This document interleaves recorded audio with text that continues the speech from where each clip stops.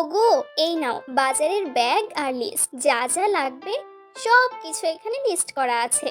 তুমি শুধু বাজারে যাবে আর এই লিস্ট অনুযায়ী সব কিছু কিনে নিয়ে চলে আসবে। হ্যাঁ গিন্নি, দাঁড়াও যাচ্ছি। তা কত টাকা আজ বাজারে খরচ হতে পারে বলে তুমি ভাবছো? শুনেছি আমার বড় ভাইয়ের ছেলে ওহিদ আর রহিম কালকে আমাদের বাড়িতে আসছে। ওদের জন্যে তো মেলা বাজার করতে হবে। হ্যাঁ হ্যাঁ, তা তো আমি জানি, কিন্তু ওরা কেমন খায় তা না জেনে তো বলতে পারলাম না যে বাজার করতে কত টাকা খরচ হতে পারে। আমার ভাইয়ের ছেলেরা নিশ্চয়ই আমার মতোই খাবার পেটুক। তুমি আবার ভেবো না যে ওরা কম খায়। সে জানি, তা শুনো আমার কথা।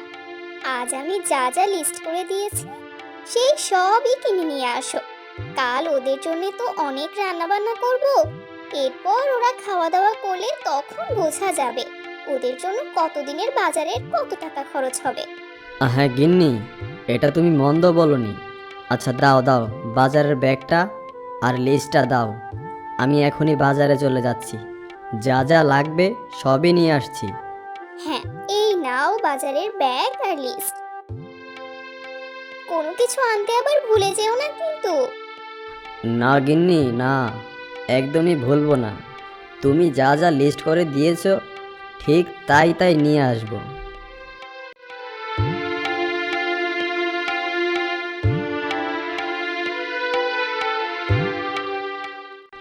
আরে করিন্দা যে, তা বলো তোমাকে আজ কি কি দেব? আজ দেখছি বাজারের লিস্টও এনেছো। হ্যাঁ রে ভাই, আজ বাজারের লিস্টটাও নিয়ে এসেছি। তা মুদির পণ্যের দাম আজকাল কেমন রে? দাম কমেছে নাকি বেড়েছে? আর বলো না করিন্দা, বাজারের সব কিছুর দামই বেড়েছে। এই যেমন চাল ডাল চিনি নুন থেকে শুরু করে এমনকি তেলের দামটা পর্যন্ত বেড়েছে। কি বলিস রে? তাহলে তো আজকে আমার পকেট থেকে অনেক টাকা গচ্ছা যাবে। একে তো অভাবের সংসার, সেখানে আবার ওদের জন্য অতিরিক্ত খরচ। কাদের কথা বলছো করিমদা? তোমার বাড়িতে আবার কোনো অনুষ্ঠান আয়োজন করেছো নাকি?